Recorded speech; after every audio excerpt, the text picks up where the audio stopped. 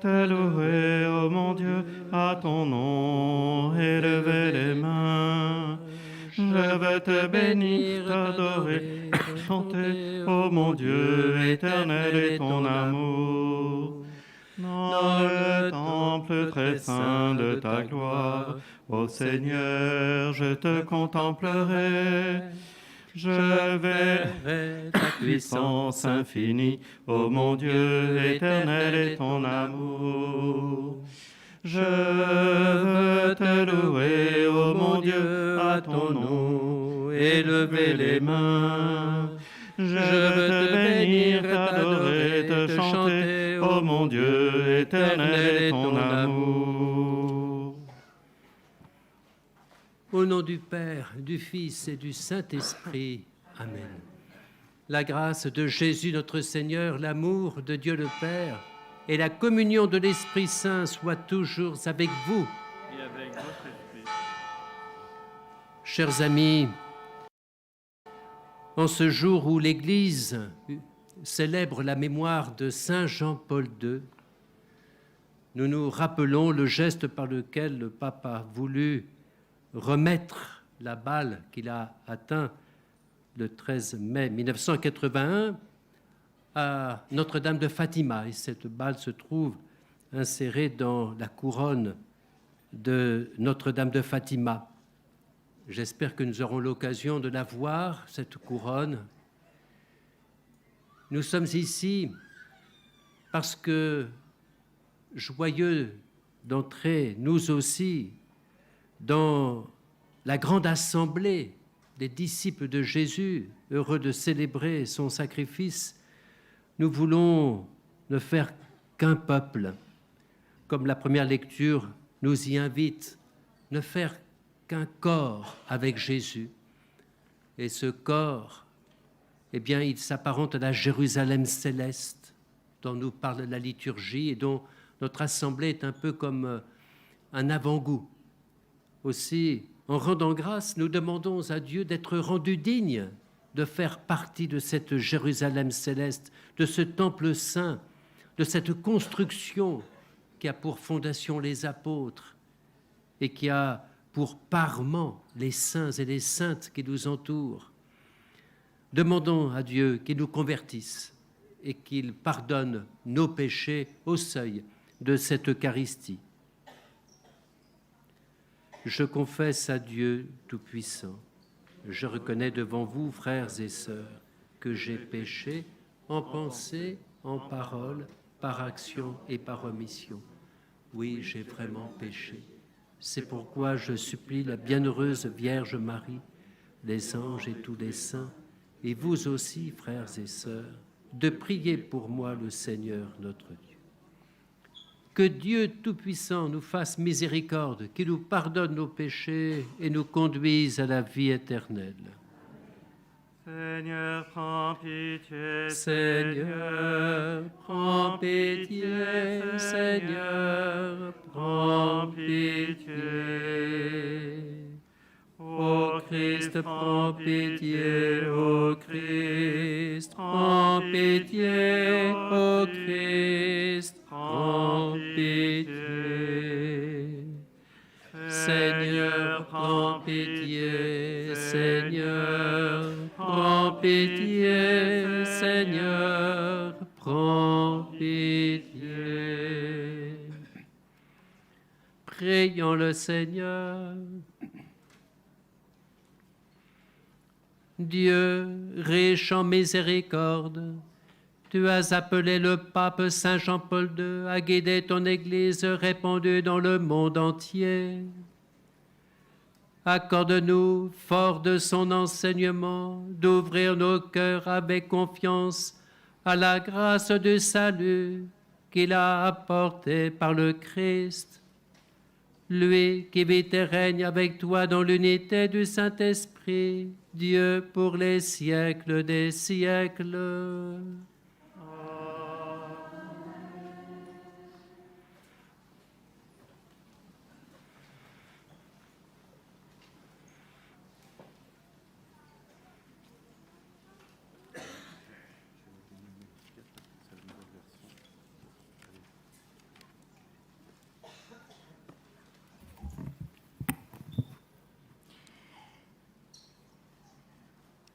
Lecture de la lettre de saint Paul apôtre aux Éphésiens.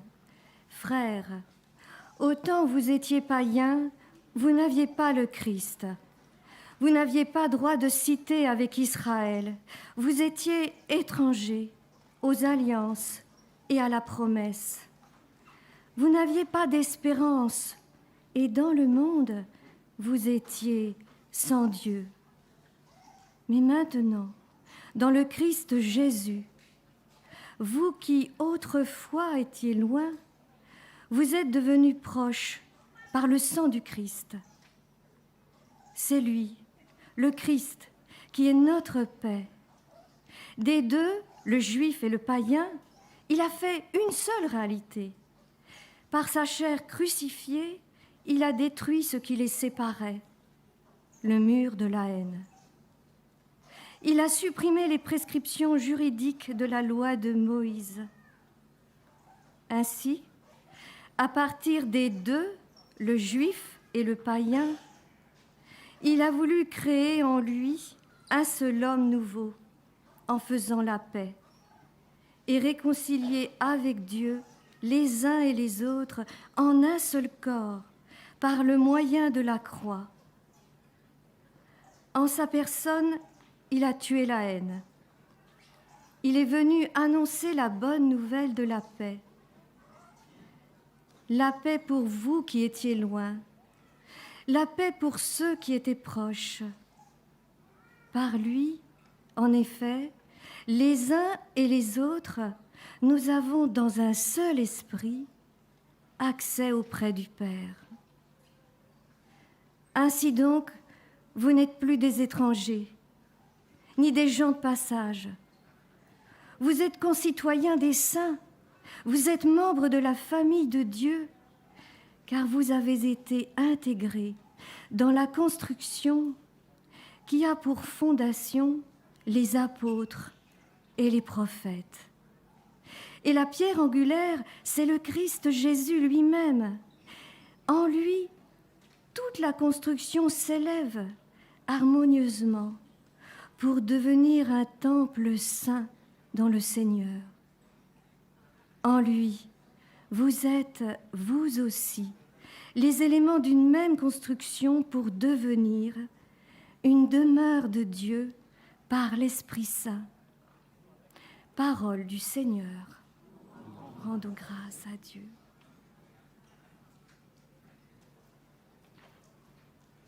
Nous prendrons comme refrain du psaume le chant de la page 29, ne crains pas, le refrain simplement. Je vais chanter le refrain qui est un peu long, et puis après vous lirez tranquillement tout le chant, d'accord ? Ne crains pas, je suis ton Dieu, c'est moi qui t'ai choisi, appelé par ton nom. Tu as du prix à mes yeux et je t'aime. Ne crains pas, car je suis avec toi. Vous lisez lentement les trois psaumes. J'écoute, que dira le Seigneur Dieu ? Ce qu'il dit, c'est la paix pour son peuple et ses fidèles. Son salut est proche de ceux qui le craignent, et la gloire habitera notre terre. Amour et vérité se rencontrent, justice et paix s'embrasent. La vérité germera de la terre, et du ciel se penchera la justice. Le Seigneur donnera ses bienfaits, et notre terre donnera son fruit. La justice marchera devant lui, et ses pas traceront le chemin.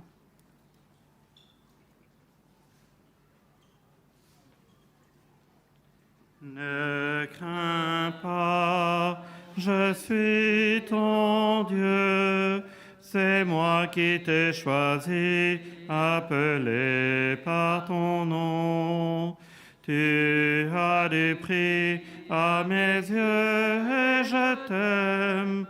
Ne crains pas, car je suis avec toi.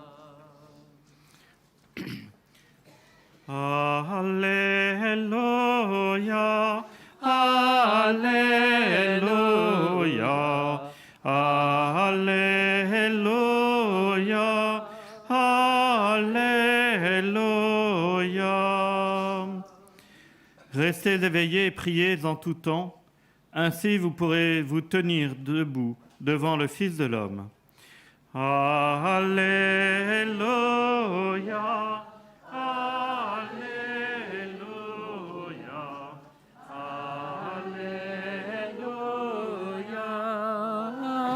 Alléluia. Le Seigneur soit avec vous. Évangile de Jésus-Christ selon saint Luc. Gloire à toi, Seigneur. Jésus disait à ses disciples, « Restez en tenue de service et gardez vos lampes allumées. Soyez comme des gens qui attendent leur maître à son retour des noces pour lui ouvrir dès qu'il arrivera et frappera à la porte. Heureux les serviteurs que le maître à son arrivée trouvera en train de veiller. Amen, je vous le dis. Il prendra la tenue de service, les fera passer à table et les servira chacun à son tour. S'il revient vers minuit ou plus tard encore et qu'il les trouve ainsi, heureux sont-ils. Acclamons la parole de Dieu. Louange à toi, Seigneur Jésus.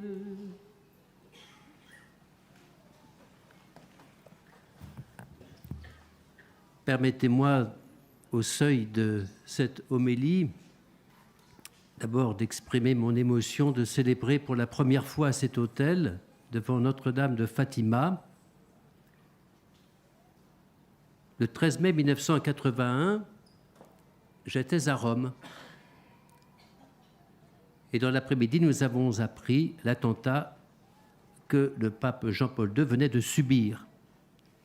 Le soir même, tout le séminaire français de Rome, dont je faisais partie, était place Saint-Pierre pour réciter le rosaire, pour la guérison, pour le rétablissement du pape Jean-Paul II, dont évidemment nous ne pouvions pas savoir quel serait l'avenir. Tout était possible. Cette année-là, le pape Jean-Paul II est venu au mois de janvier au séminaire français. Et j'ai eu, là encore, l'émotion et l'honneur de lui être présenté, d'avoir pu échanger quelques mots avec lui, comme tous les autres séminaristes. Il avait célébré la messe au milieu de nous. C'était en janvier 1981. Il était resté avec nous après l'Eucharistie. Quelle émotion! Il m'avait, comme à tous les autres séminaristes, remis un chapelet. Je l'ai revu en 1983 lors d'un pèlerinage à Castel Gandolfo avec un groupe de jeunes, et là encore, il m'a remis un chapelet. Lorsque, ayant fait un pèlerinage à Fatima, j'ai acquis, ou l'on m'a offert plus exactement, une reproduction de la statue qui est derrière moi, j'ai placé, entre les mains de la Vierge Marie, j'ai placé ce chapelet que le pape Jean-Paul II m'avait donné de sa main, sorte de relique en quelque sorte. Voilà pourquoi cette statue qui m'a été offerte a tant de prix pour moi, et je me tiens devant elle tous les matins, priant, faisant oraison, un digne serviteur que je suis, mais conquis par Notre-Dame de Fatima. Quelle joie et quelle émotion, encore une fois, lorsque je regarde cette statue. Je me rappelle que la balle a été remise par le pape Jean-Paul II l'année où il m'a donné le second chapelet. La couronne dans laquelle est sertie cette balle n'est pas celle que vous avez sous les yeux, elle se trouve au musée. Cette couronne avait été offerte par toutes les femmes portugaises après la guerre, la Seconde Guerre mondiale. Et c'est le pape lui-même qui a envoyé son légat pour couronner Notre-Dame de Fatima. C'est dire à quel point il y a comme un symbole à travers cette couronne, cette reconnaissance de la vocation chrétienne du peuple portugais, mais au-delà du peuple portugais, de toute la famille humaine, comme le rappelle magnifiquement la lettre aux Éphésiens que nous avons entendue.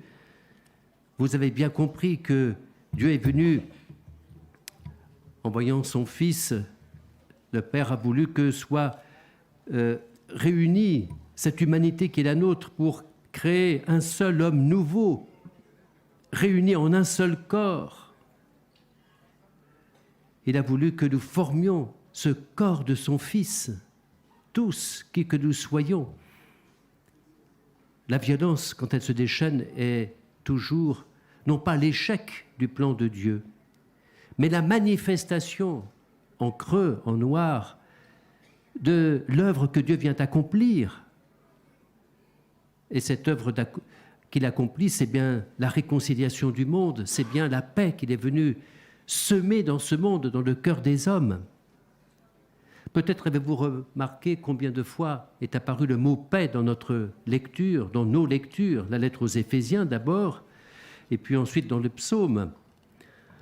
Car cette paix, c'est le don que Dieu vient faire à l'humanité par son Esprit Saint depuis la Pentecôte.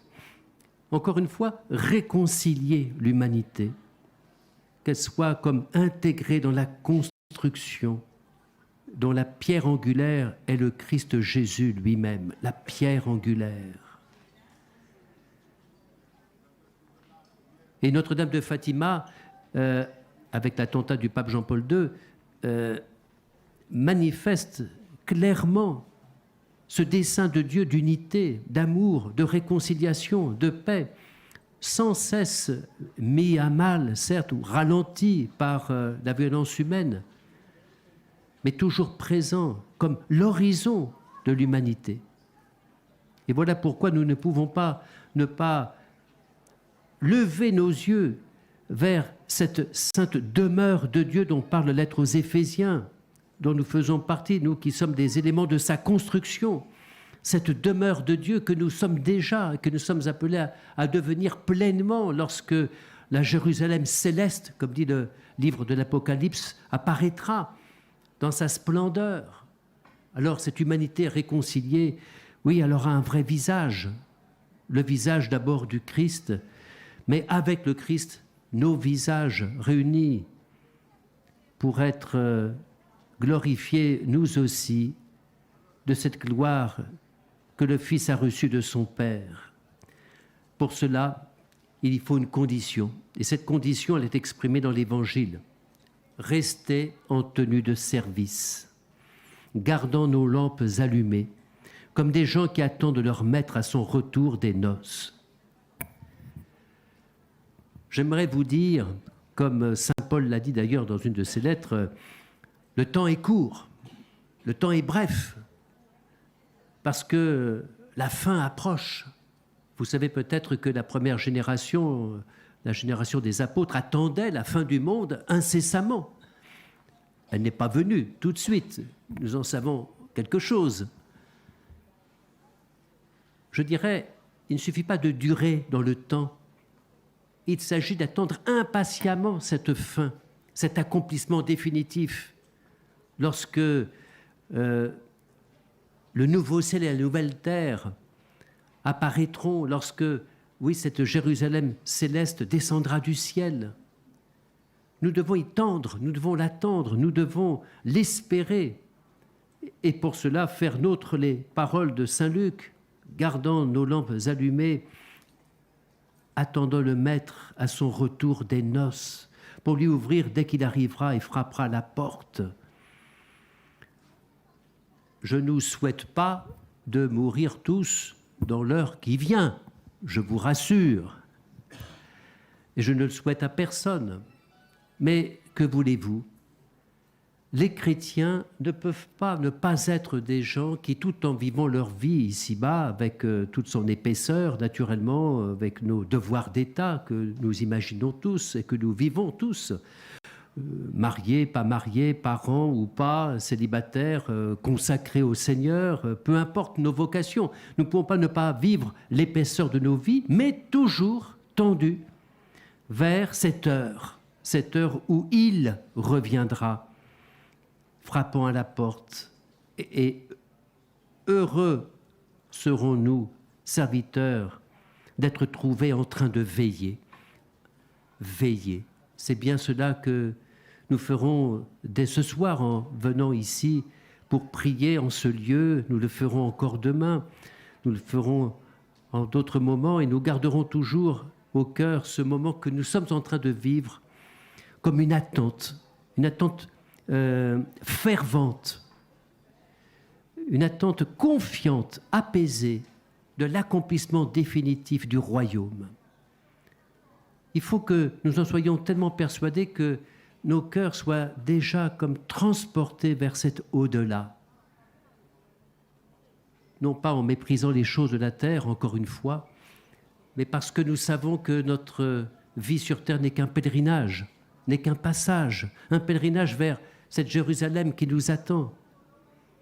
Si nous pouvions en être persuadés, si nous pouvions en témoigner autour de nous, alors, conduits, accompagnés par Notre-Dame, nous serons assurés de parvenir au but, dans la joie, dans la confiance, en accompagnant particulièrement et en portant ceux qui ont le plus besoin de notre aide, de notre prière, les plus souffrants, les plus fragiles, ceux pour qui nous sommes venus prier à Fatima aussi. Tout cela, nous les portons dans notre prière, continuant notre pèlerinage sur terre, faisant ces jours-ci un pèlerinage qui n'est finalement que l'image du grand pèlerinage qui nous mène vers le ciel, ce ciel qui nous attend, ce ciel vers lequel tendent nos cœurs. Alors, nous laisserons le Seigneur prendre la tenue de service, comme dit l'Évangile, nous faire passer à table et nous servir chacun à notre tour. Chers amis, qu'il soit midi ou qu'il soit minuit ou plus tard encore, qu'il nous trouve ainsi, et alors, heureux sommes-nous.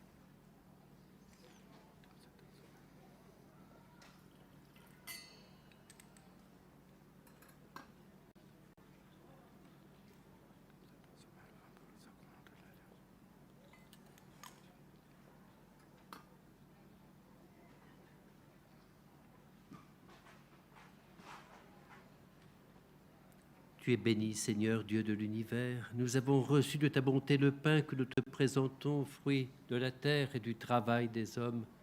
Il deviendra pour nous le pain de la vie. Tu es béni, Seigneur, Dieu de l'univers. Nous avons reçu de ta bonté le vin que nous te présentons, fruit de la vigne et du travail des hommes. Il deviendra pour nous le vin du royaume éternel. Béni soit Dieu. Le cœur humble et contrit, nous te supplions, Seigneur, accueille-nous, que notre sacrifice trouve grâce.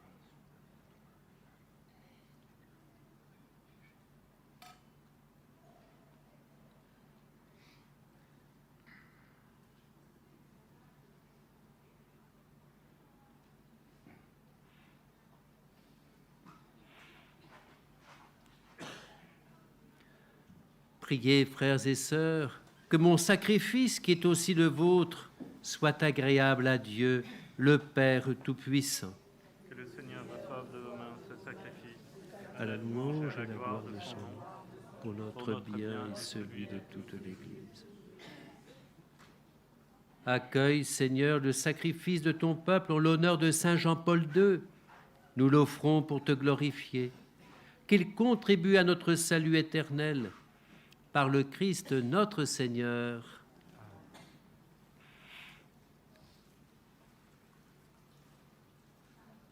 Le Seigneur soit avec vous. et avec votre esprit. Élevons notre cœur. Nous le tournons vers le Seigneur.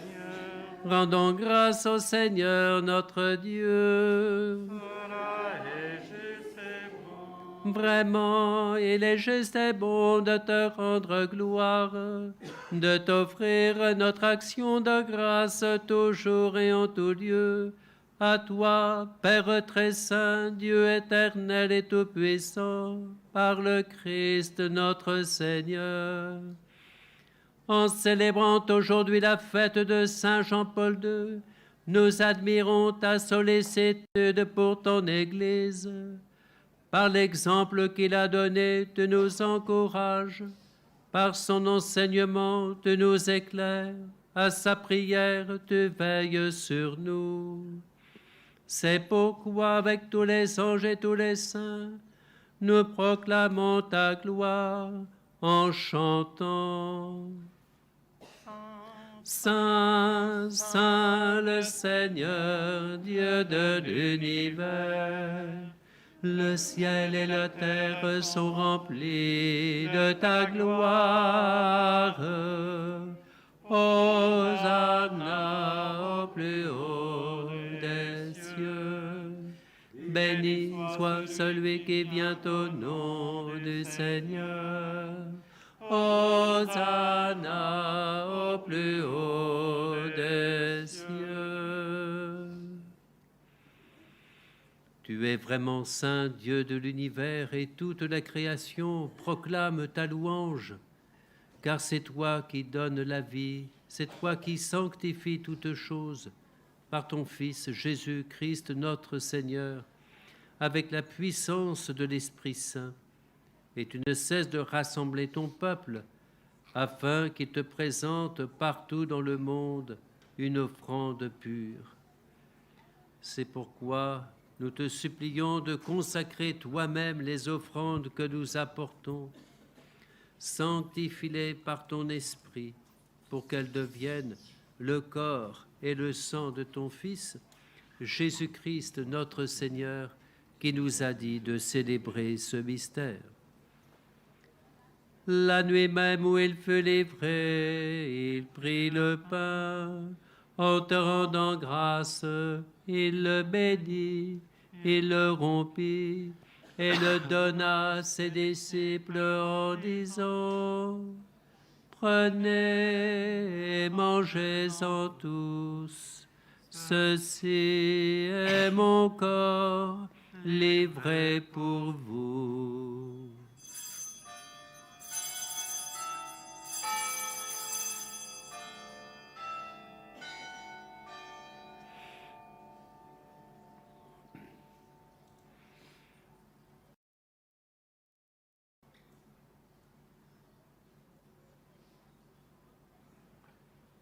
De même, à la fin du repas, il prit la coupe.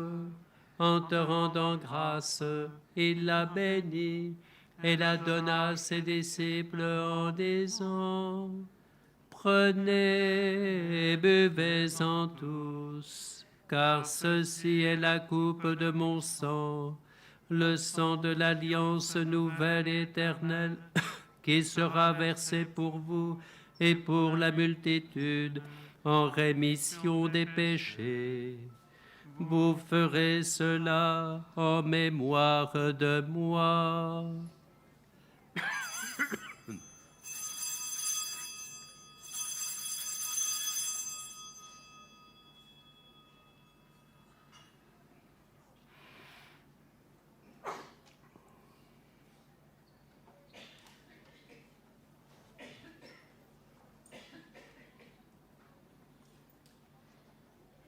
électrant le mystère de la foi. Nous annonçons Ta mort, Seigneur Jésus, nous proclamons ta résurrection. Nous attendons ta venue dans la gloire.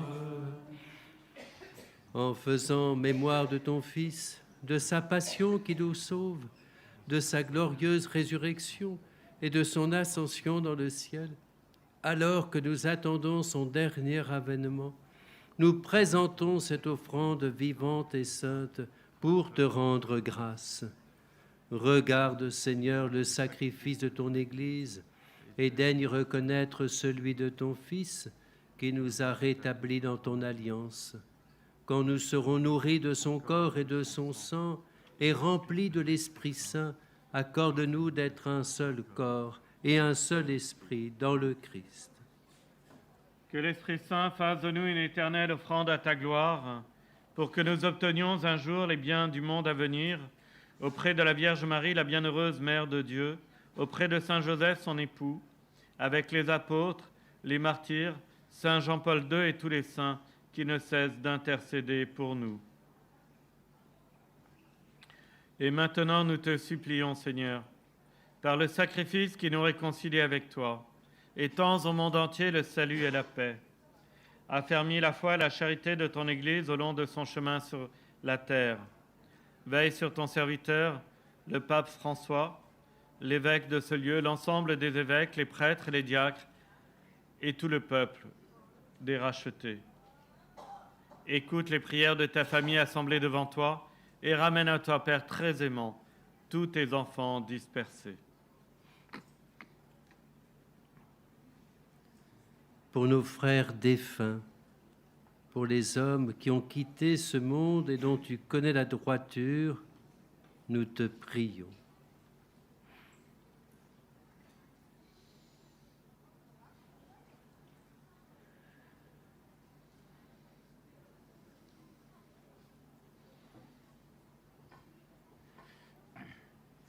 Reçois-les dans ton royaume, où nous espérons être comblés de ta gloire tous ensemble et pour l'éternité, par le Christ notre Seigneur, par qui tu donnes au monde toute grâce et tout bien. Par lui, avec lui et en lui, à toi, Dieu le Père Tout-Puissant, dans l'unité du Saint-Esprit, tout honneur et toute gloire pour les siècles des siècles.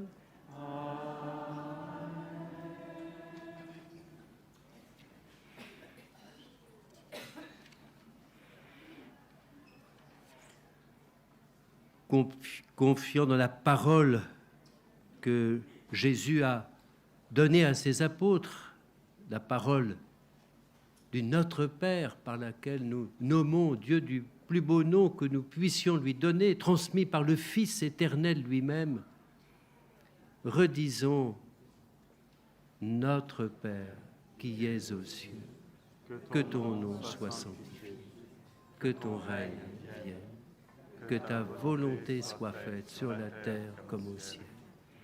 Donne-nous aujourd'hui notre pain de ce jour.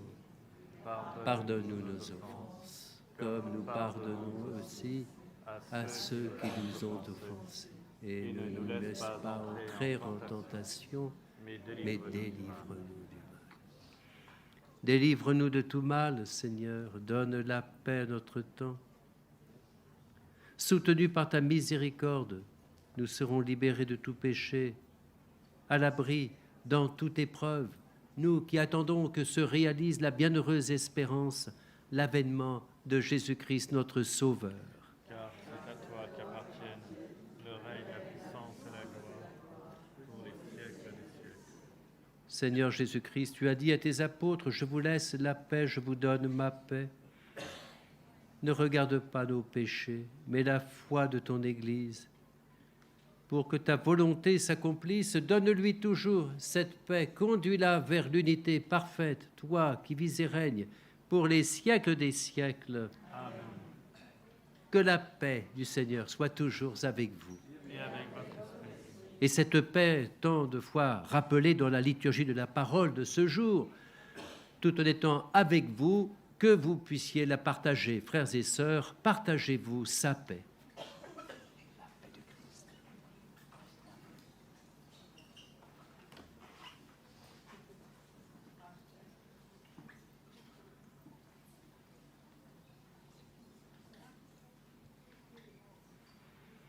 Que le corps et le sang de Jésus-Christ réunis dans cette coupe nourrissent en nous la vie éternelle. Agneau de Dieu qui enlève les péchés du monde, prends pitié de nous. Agneau de Dieu qui enlève les péchés du monde, prends pitié de nous. Agneau de Dieu qui enlève les péchés du monde, donne-nous la paix. Seigneur Jésus-Christ.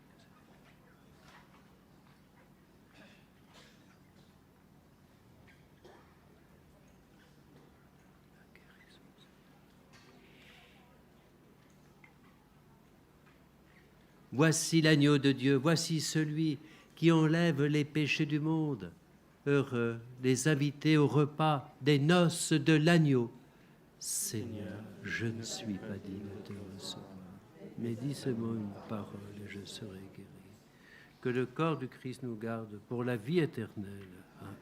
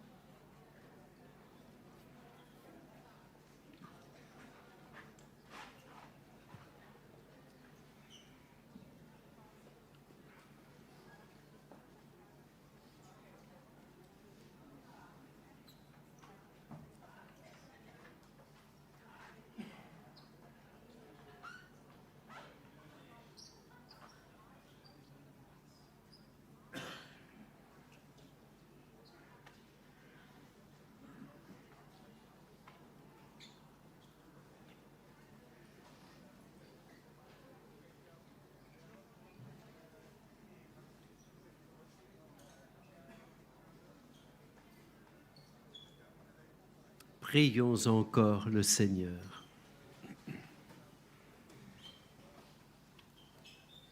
Seigneur notre Dieu, que le sacrement reçu attise en nous le feu de la charité dont l'ardeur enflammait Saint Jean-Paul II et lui donnait de se dépenser sans relâche pour ton Église, par le Christ notre Seigneur. Le Seigneur soit avec vous. Que Dieu Tout-Puissant vous bénisse, le Père, le Fils et le Saint-Esprit. Allez dans la paix du Christ. Je vous salue, Marie comblée de grâce.